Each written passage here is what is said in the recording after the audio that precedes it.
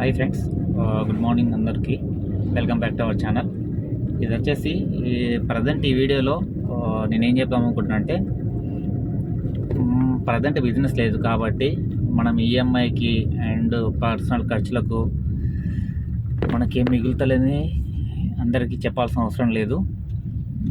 రెండవది, అప్పులు దయచేసి చేయకండి. ఎవరు మీకు ఉచిత సలహా ఏం చెప్తున్నాను అనుకోకపోతే, అప్పులు మాత్రం ఎట్టి పరిస్థితుల్లో చేయకండి. చేసిన తర్వాత తీరు పనికి ఎంత తిప్పలు వాడతామో నేను చెప్పాల్సిన అవసరం లేదు, మీరు అనుభవిస్తే తెలుస్తుంది. నేను ఆల్రెడీ అనుభవించాను, ఆ ఉద్దేశం మీద ఈ వీడియో తీస్తున్నాను. రెండవది ఏంటి అంటే, మీకు ఈఎంఐకి ఇబ్బంది కాకుండా ఉండాలంటే, బిజినెస్ ఉన్నా లేకున్నా మీ వెహికల్ అనేది ఒకవేళ మీ పర్సనల్ అయితే అది మీ ఇష్టం. నేను ఒక సలహా ఇస్తున్నా చూడండి.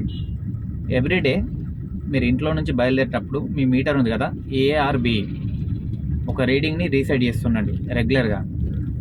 ప్రజెంట్ మీరు ఫర్ సపోజ్ ఏ రీడింగ్ ఉంది కదా, మీటర్ రీడింగ్, ఓడోమీటర్లో ఏ ట్రిప్ సెలెక్ట్ చేసుకొని ఏని ఎవ్రీడే మార్నింగ్ ట్రిప్ స్టార్ట్ అయినప్పుడు 0 చేసుకొని స్టార్ట్ అయ్యి ఎండ్ ఆఫ్ ది డే ఇంటికి వచ్చిన తర్వాత కిలోమీటర్ చూసుకోండి.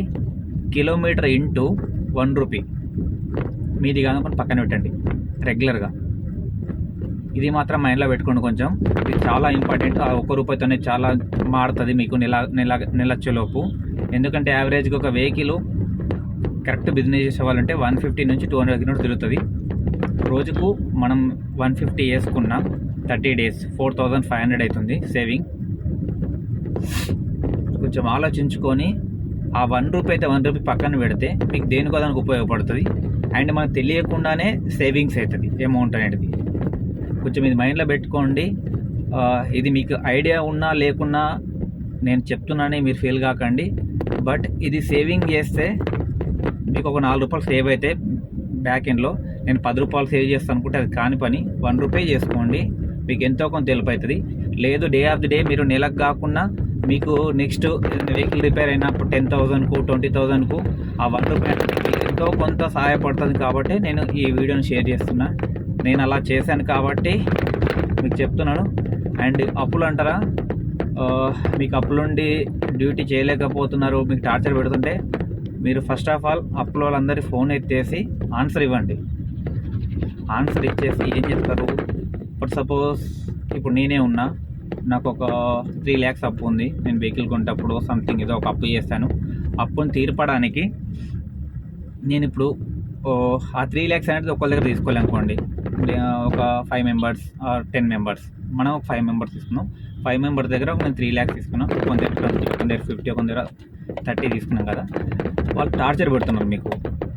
నాకు ఇంట్రెస్ట్ అవసరం లేదు, అసలు ఇచ్చిన టార్చర్ పెడితే మీ ప్రాబ్లమ్ని ఎక్స్ప్లెయిన్ చేయండి.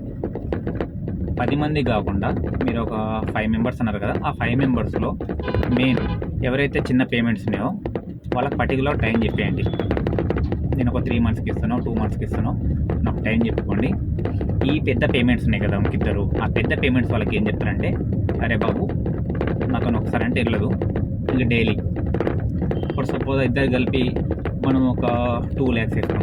ఒక 1 lakh వచ్చేసి చిల్లర బాబులో ముగ్గురు కలిపి వాళ్ళకు 3 months 5 months ఎక్కుంటాం కాబట్టి వాళ్ళు టచ్ చేయరు మీకు. ఈ 2 lakhs ఉన్న వాళ్ళకి ఏం చెప్తారంటే, డైలీ 500 ఆర్ మీ బడ్జెట్ బట్టి మీరు ఎంత చేయగలుగుతారో ఆ బడ్జెట్ బట్టి మనకు ఒక కమిట్మెంట్ తీసుకోండి. నేను రూపాయి ఎక్కువ ఇవ్వలేదు అనుకున్నాను. లేదు అనుకుంటే మీ పరిస్థితి బాగాలేనుకుంటే, అరే బాబు నేను తీసుకుని నీ దగ్గర లక్ష కాబట్టి లోపలికి నాతో 1,00,000 రూపాయలు అవుతుంది, ఇంకా అంతమించి రూపాయి కాదు. అండ్ నీకు 1,00,000 రూపాయలు కూడా 4 months రెగ్యులర్గా నేను 4 monthsకి ఇస్తాను కాబట్టి రోజు కొట్టేస్తాను. ఒక 4 months ఆర్ 6 months టైం ఇచ్చి రోజు కొడతాను. ఒక మాట చెప్పండి. ఈ రోజు ఎందుకు అంటున్నా అంటే, మీకు కూడా కొంచెం భయం ఉంటుంది. అప్పు దిరపాలనే భయం ఉంటుంది. మీరు పని చేస్తారు, మీకు 4 రూపాయలు వస్తుంది, మీ ఫ్యామిలీ బాగుంటుంది, అన్నీ బాగుంటుంది. ఈ 2-3 లక్షల కోసం చచ్చిపోతారు చాలామంది. అది వేస్ట్. అప్పు కోసం ఎప్పుడు చావద్దు. మనం చేసిన అప్పు మనమే తీర్పుకోవాలి. అది కొంచెం మైండ్లో పెట్టుకోండి. ఈ 5 lakhs 10 lakhs మన లైఫ్ కన్నా ఎక్కువ కాదు. చెప్తే ఇంట్లో అందరూ ఉంటారు. బట్ ఇన్నోనికి ఏం చెప్పాలంటే, చెప్పి అలసిపోతే ఆ నెంబర్ బ్లాక్ లిస్ట్ పెట్టేసి, అలా అని చెప్పి పేమెంట్ ఆపద్దు. నువ్వు ఎంత కొట్టాలనుకుంటున్నావు అంత కొట్టేసుకో. ఎందుకంటే నీ అప్పు తీరిపోతుంది.